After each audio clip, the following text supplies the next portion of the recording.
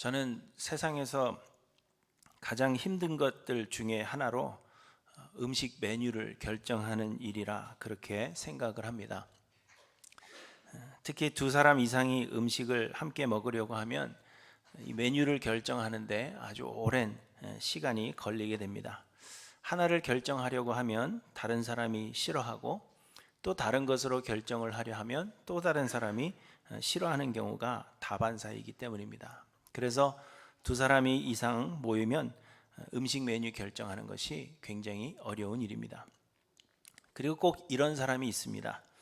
무엇을 먹겠느냐 그렇게 물어보면 나는 아무거나 다 괜찮다, 나는 뭐든지 다 잘 먹는다, 그래서 결정하면 그대로 따라가겠다, 그렇게 이야기를 합니다. 그래서 중국집 갈까 하면 그건 또 점심에 먹었다고 얘기를 하죠. 그러면 햄버거는 어떠냐 하면 요즘 속이 좀 좋지 않아서 미국 음식은 좀 별로라고 합니다. 파스타는 밀가루라서 싫고 일식은 돈에 비해서 양이 너무 적어서 싫다, 그렇게 이야기를 하는 사람이 꼭 있죠. 특히 연인들이 데이트를 할 때 이런 여자분들이 굉장히 많이 있습니다. 그래서 이런 분들을 위한 방법이 있다고 해서 제가 소개해 드리려고 합니다. 이런 분들하고 음식 메뉴를 결정하실 때에는 무엇을 먹겠느냐 그렇게 묻지 말라는 것입니다. 분명 자신은 아무 것이나 다 괜찮다, 그렇게 대답할 것이 분명하기 때문입니다. 그래서 무엇을 먹겠냐 그렇게 묻는 것이 아니라 오늘 내가 뭘 먹으러 가려고 결정했는지 한번 맞춰봐라, 그렇게 이야기를 하는 거죠. 그러면 정답을 맞추려고 고민을 하다가 자기가 먹고 싶은 거를 이야기하는 겁니다. 그래서 혹시 스테이크 먹으러 가려고 결정했어? 이렇게 이야기를 하죠. 그러면 어떻게 그렇게 딱 사람의 마음을 잘 읽을 수 있느냐, 이렇게 추켜 세우면서 스테이크를 먹으러 가면 된다는 것입니다. 여러분 한번 사용해 보시기 바랍니다. 나는 아무 것이나 괜찮다라는 그 말은 상대방에게 모두 맡기겠다라는 그러한 말입니다. 상대방에게 모두 맡기겠다 하는 것은 내 의견을 가지지 않겠다 하는 의미이고, 그렇다면 결정되어진 것에 아무 말 없이 전적으로 따라야 하는 것입니다.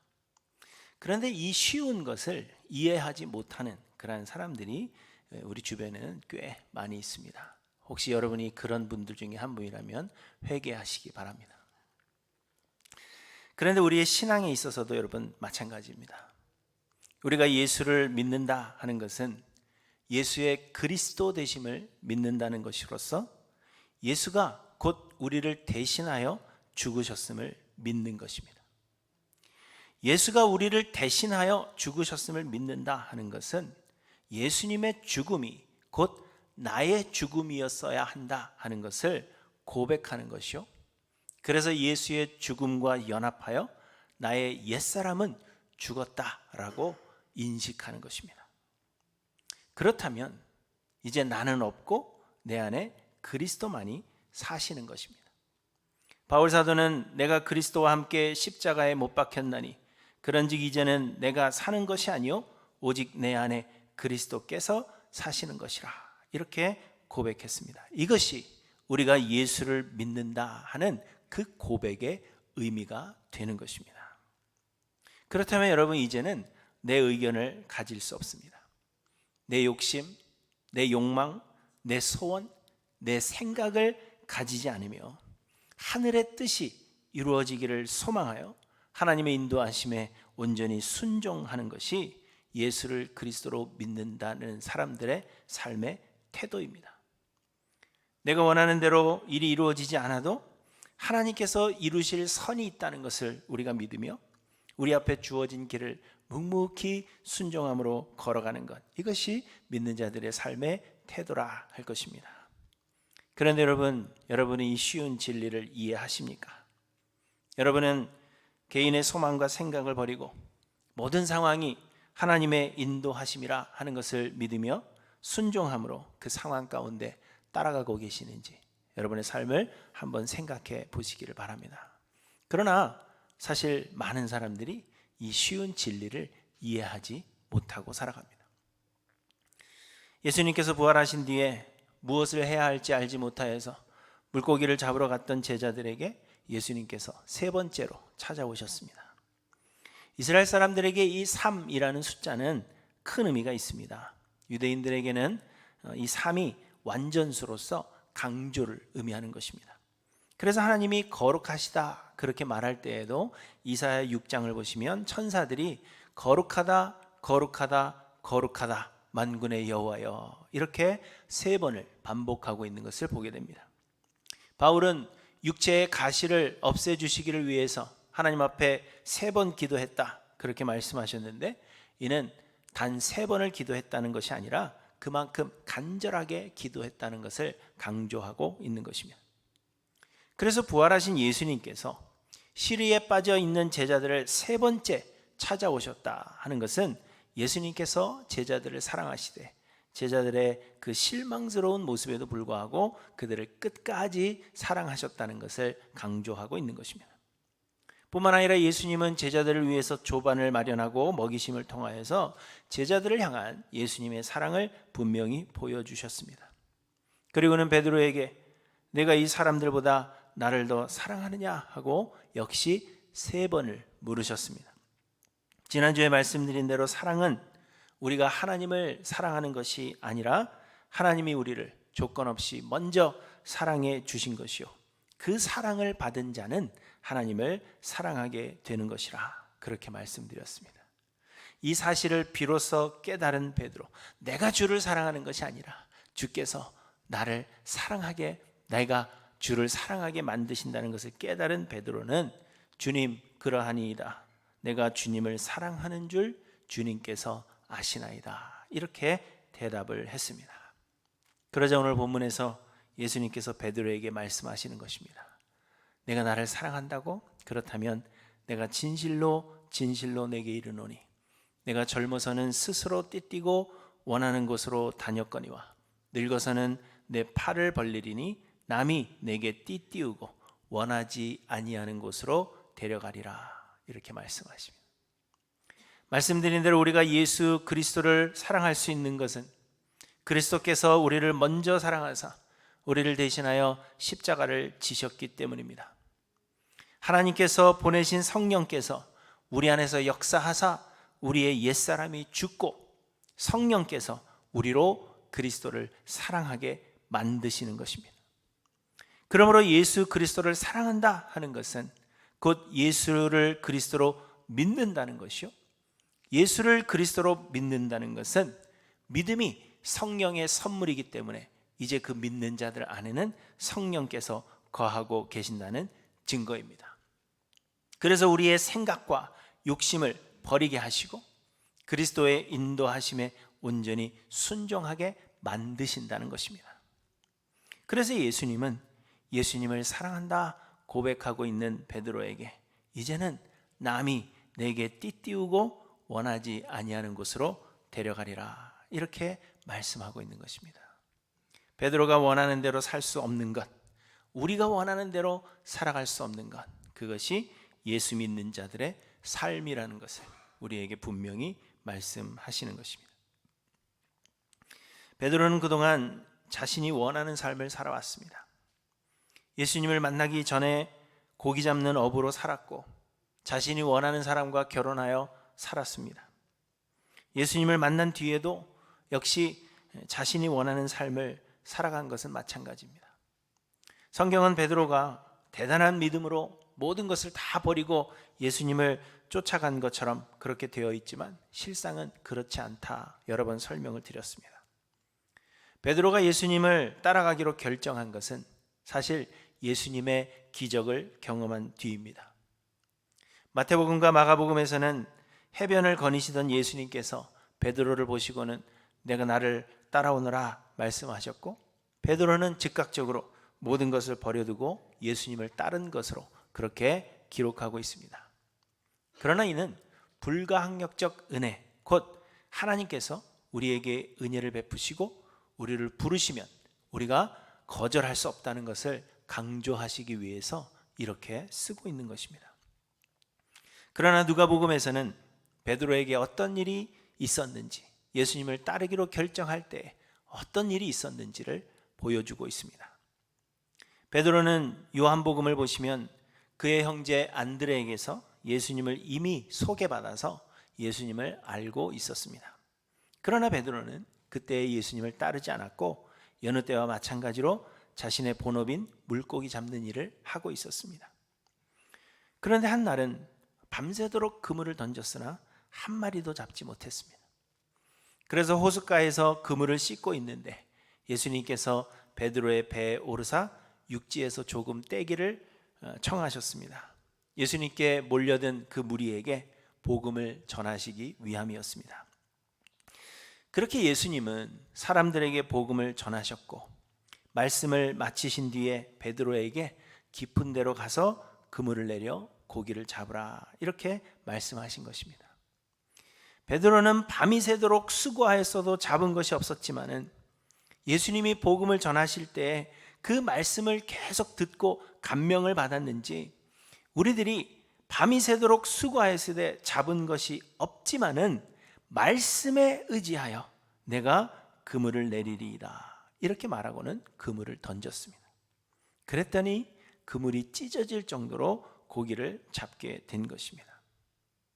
그리고 그 이후로 베드로는 예수님을 쫓아가기로 결정한 것입니다. 왜냐하면 기적을 행하시는 예수님을 따라다니는 것이 밤새 물고기를 잡는 것보다 내 삶을 더 편하게 쉽게 만들 것이라 그렇게 생각했기 때문입니다. 베드로가 예수님을 따라가기로 결정한 것은 삶에 엄청난 유익을 줄 것이라고 생각했기 때문이며 그래서 예수님을 따라가기로 선택한 것입니다. 베드로는 자기가 원하는 대로 살아왔습니다. 그리고 그렇게 예수님을 따라다니기 시작한 베드로는 예수님의 권위 있는 말씀을 들었습니다.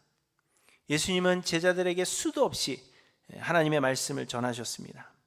또 베드로는 예수님께서 행하시는 많은 기적들을 두 눈으로 보고 목격했습니다. 그러면서 예수는 분명 하늘에서 오신 분이시오 하나님께서 보내신 분이 확신하다 그렇게 확신하게 된 것입니다. 그래서 베드로는 주는 그리스도시요 살아계신 하나님의 아들이시라는 놀라운 고백을 했지만 그러나 정작 베드로는 그 고백의 의미가 무엇인지를 잘 알지 못하고 있었습니다. 왜냐하면 예수님께서 베드로에게 이를 알게 하시니가 혈육이 아니요 하나님이시라 그렇게 말씀하고 있기 때문입니다. 그리고 베드로는 이 놀라운 고백을 한 뒤에도 예수님이 결코 십자가를 지셔서는 안 된다고 예수님의 앞을 가로막았고 그래서 예수님은 베드로에게 사탄아 내 뒤로 물러가라 너는 나를 넘어지게 하는 자로다 내가 하나님의 일을 생각하지 아니하고 도리어 사람의 일을 생각하는도다 이렇게 꾸짖으셨습니다. 베드로의 고백은 진실한 믿음의 고백이 아닌 성령의 역사였다는 것을 우리에게 말씀하시고 예수님께서 베드로에게 말씀하신 것처럼 하나님의 계획을 따르기보다는 자신의 뜻대로 되기를 원했다는 것을 보여주고 있는 것입니다. 그리고 베드로는 예수님의 지혜와 능력을 경험하면서 예수가 이스라엘의 독립과 풍요로움을 회복시켜 주실 정치적 메시아라 그렇게 확신하게 되었습니다. 그래서 대제사장이 보낸 사람들과 가룟 유다가 예수님을 잡으러 왔을 때 베드로는 대제사장의 종 말고의 귀를 베어버릴 수 있었던 것입니다. 그렇게 하면 그때 예수님께서 천군 천사를 불러 비로소 정치적인 독립을 정치적인 유토피아를 건설하실 것이라 그렇게 믿었기 때문입니다. 여러분 이렇게 베드로가 예수님을 따른 것은 철저한 자신의 계획이요 베드로의 의지요 또한 선택이었다는 것을 우리는 보게 됩니다. 베드로는 자신이 원하는 삶을 살아온 것입니다. 그러나 그때 베드로는 보기 좋게 실패하고 말았습니다. 예수님은 힘없는 어린 양처럼 십자가를 지셨고 베드로는 예수님을 모른다고 3번이나 부인했습니다.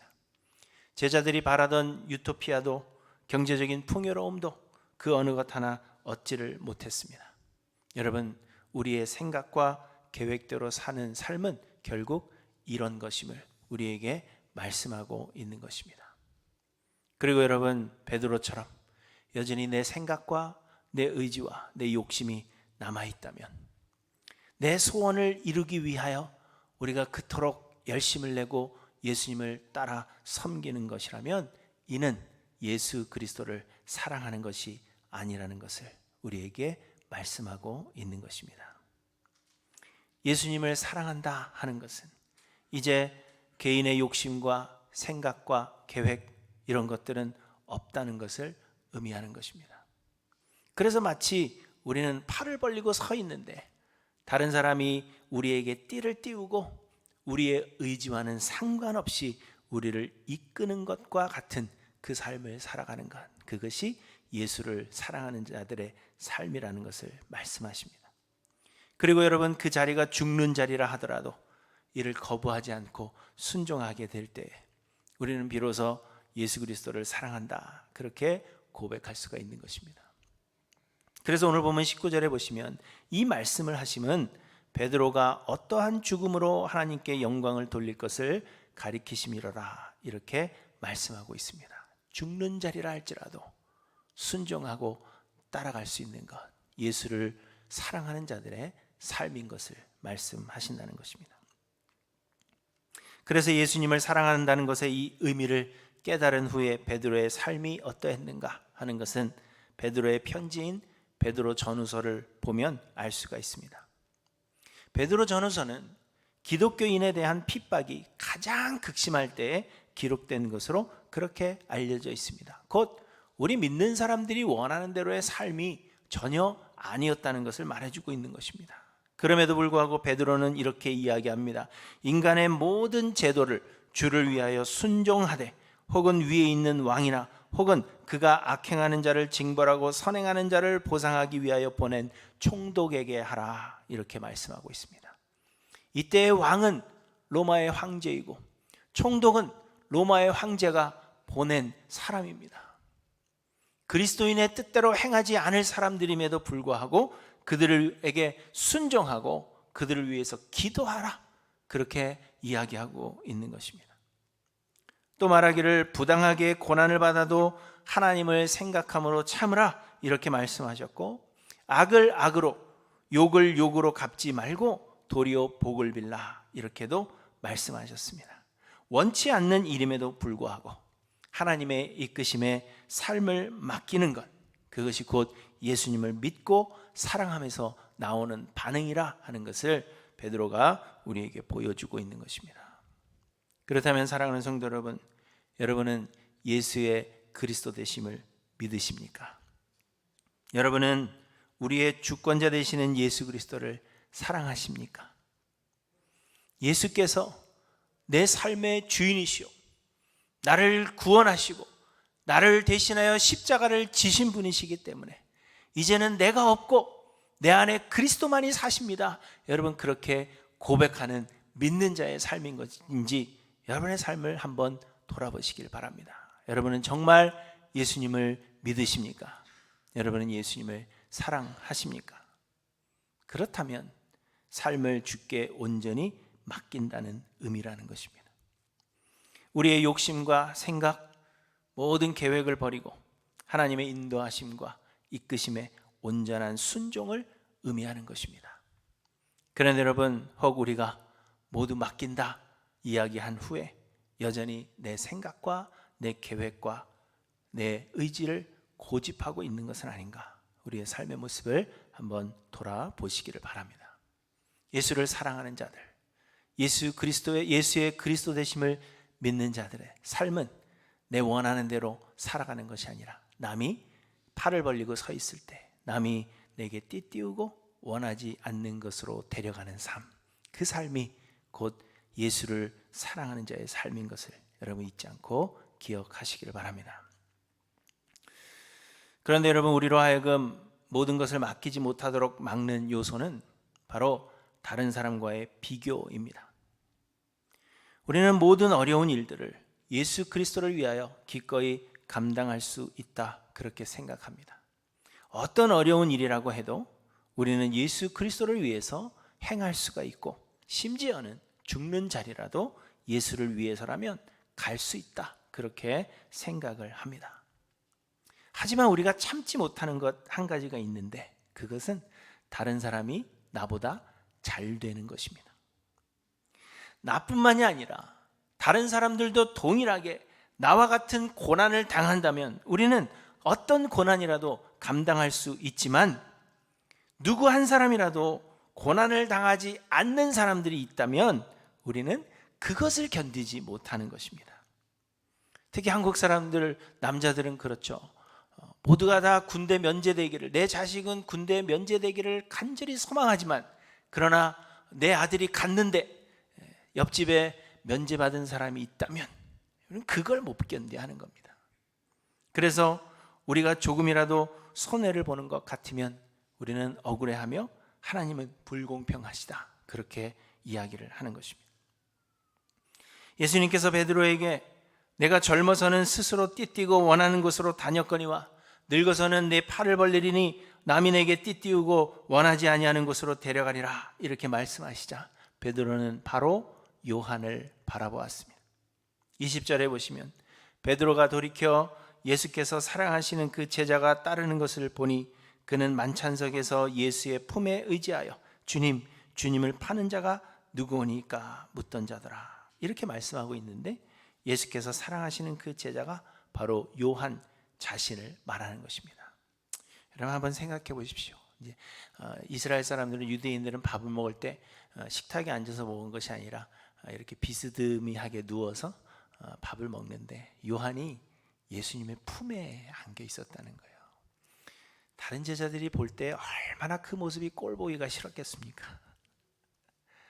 같은 자식도 부모가 막내를 더 사랑하는 것 같으면 그게 꼴 보기 싫은 거거든요. 그런데 요한이 예수님의 품에 안겨서 주님 누구입니까? 막 이렇게 묻는 거예요. 그래서 베드로가 물은 것입니다. 주님, 이 사람은 어떻게 되겠사옵나이까? 베드로는 자신이 예수를 위해서 죽는 것 더 이상 문제가 되지 않았습니다. 왜냐하면 베드로가 스스로 목숨을 버리는 것이 아니라 이제는 그것이 성령의 역사라는 것을 베드로가 깨달았기 때문입니다. 그래서 예수를 위해서 죽는 것, 누가 나를 대신해서 띠띠우고 원하지 않는 곳으로 데려가고 어떠한 죽음으로 하나님께 영광을 돌리는 것, 그건 더 이상 문제가 되지 않습니다. 그런데 그것보다도 베드로에게 문제가 되었던 것은, 그럼 요한은 어떻게 되느냐 하는 것입니다. 요한도 나처럼 남이 띠띠우고 원하지 아니하는 곳으로 데려가는 그러한 자신과 동일한 그러한 인생을 살게 되는 것인지, 자신처럼 복음을 전하다가 순교하는 그러한 삶을 살게 되는 것인지, 그것이 더 궁금했다는 것입니다. 만약 그러하지 않다면 억울할 것 같았는지 모르겠어요. 23절에 보시면 이 말씀이 형제들에게 나가서 그 제자는 죽지 아니하겠다 하였으나, 이렇게 말씀하신 것으로 봐서는 아마 그 당시에 있던 제자들이 다, 베드로도 마찬가지고 요한은 죽지 않을 것이다, 요한은 베드로와 같은 최후를 맞이하지 않을 것이다, 그렇게 생각했는지 모릅니다. 생각한 것 같습니다.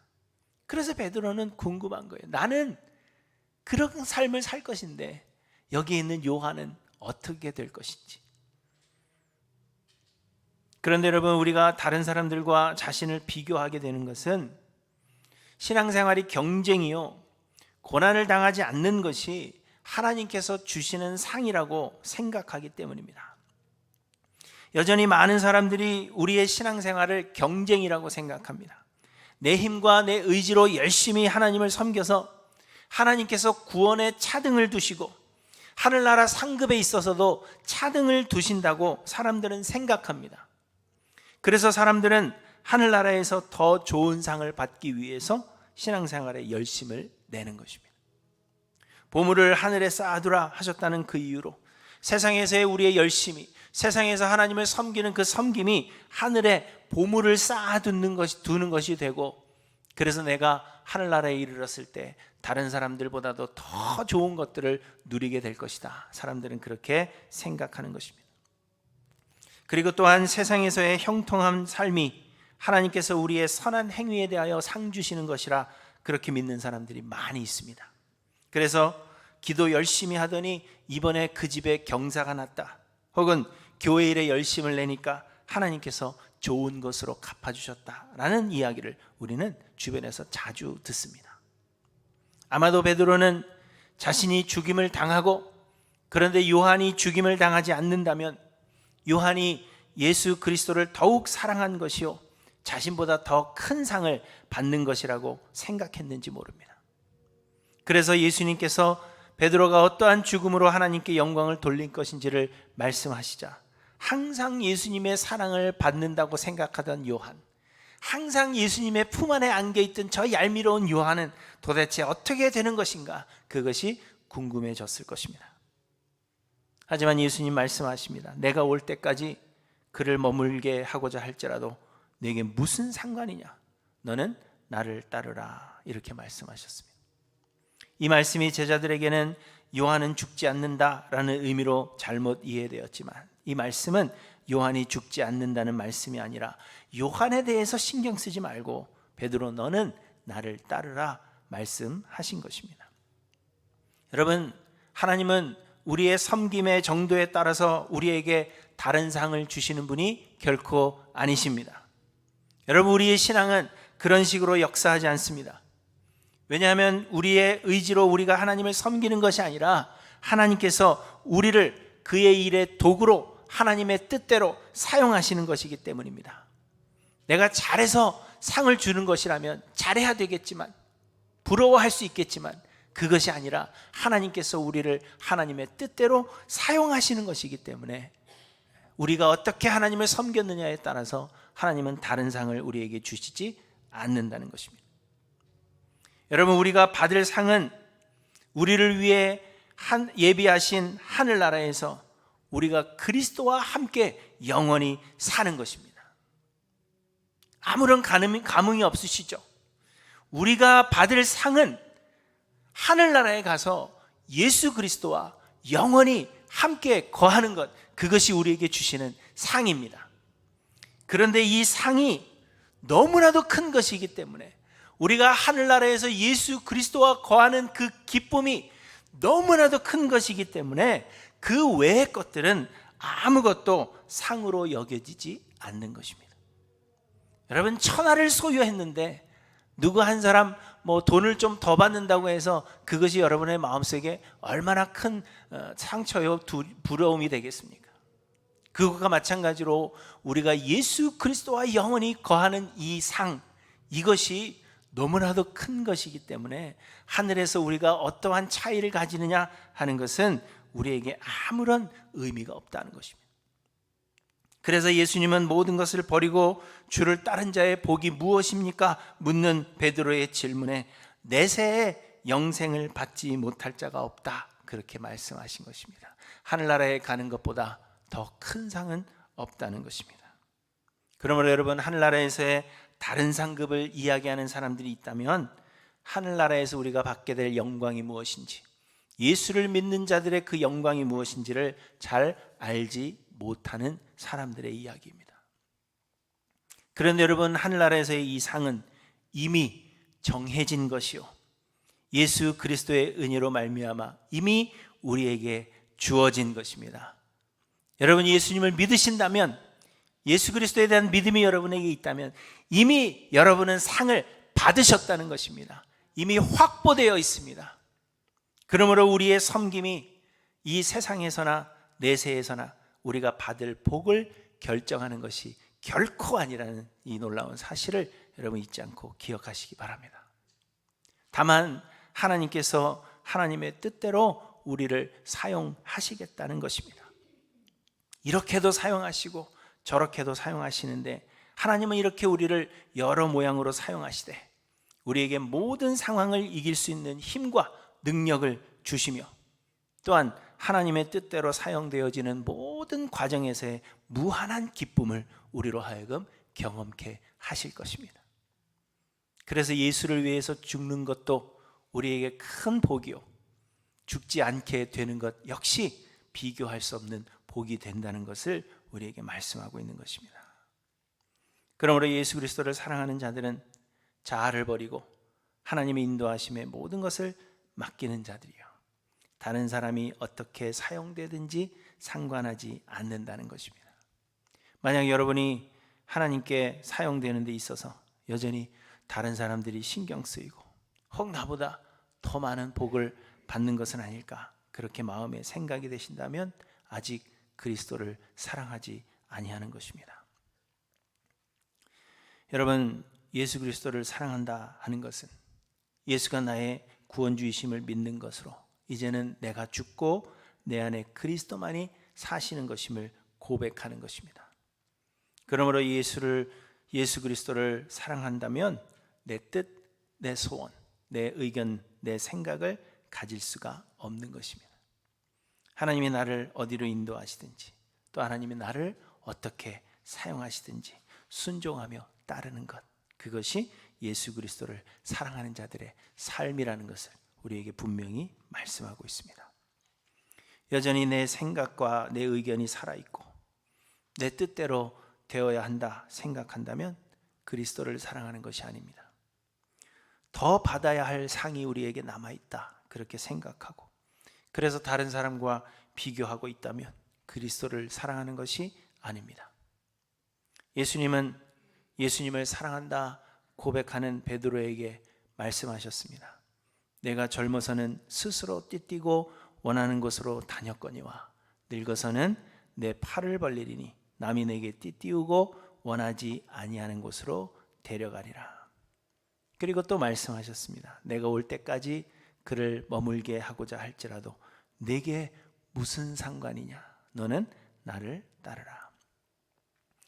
사랑하는 성도 여러분, 우리의 옛사람은 예수 그리스도와 함께 십자가에 못 박혔습니다. 이제는 내가 사는 것이 아니요 오직 그리스도께서 내 안에 사시는 것이라 하는 이 고백이 우리의 진실한 고백이 되기를 간절히 소망합니다. 나는 뭐든지 다 괜찮다, 나는 뭐든지 다 잘 먹는다 그렇게 말한다면 더 이상 내 의견이 없어야 하는 것입니다. 마찬가지로 내가 예수 그리스도를 사랑합니다 그렇게 고백한다는 것은 더 이상 나는 없습니다 그것을 고백하는 것임을 여러분 기억하시기를 바랍니다. 이 쉬운 진리를 이해할 수 있는 하일랜드 교회 모든 성도님들 되시기를 바랍니다. 그래서 예수 그리스도를 진심으로 사랑하고 우리의 삶을 온전히 주께 드려 순종하여 하나님의 영광의 도구들이 모두 되시기를 주님의 이름으로 간절히 축원합니다. 기도하십니다.